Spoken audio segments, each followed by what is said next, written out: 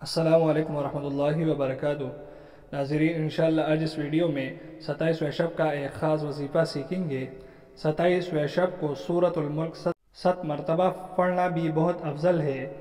7 حامیم 27 شب کو 7 حامیم 11 مرتبہ پڑھے۔ یہ قبر کے عذاب اور گناہوں سے بچنے کے لیے بہت افضل ہے۔ بسم اللہ الرحمن الرحیم۔ حامیم تنزیل الکتاب من اللہ العزیز العلیم۔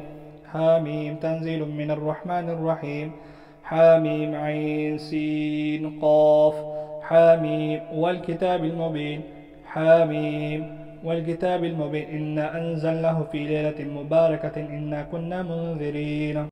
حامیم تنزیل الکتاب من اللہ العزیز الحکیم۔ حامیم تنزیل الکتاب من اللہ العزیز الحکیم۔ فائدہ نمبر 1، جو شخص مذکورہ 7 حامیم ہمیشہ پڑھا کرے، اس پر دوزخ کے 7ویں دروازے بند ہو جائیں گے اور جنت کے 7واں دروازے کھل جائیں گے۔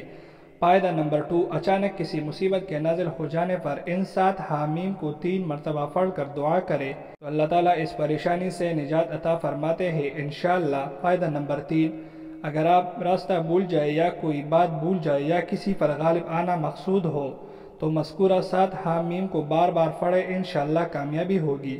فائدہ نمبر 4، 7 حامیم کی 7ویں صورتیں سورہ مؤمن سے لے کر سورہ احقاف تک ترتیب وار پارہ 24، 25 اور 26 میں اکٹھی ہے۔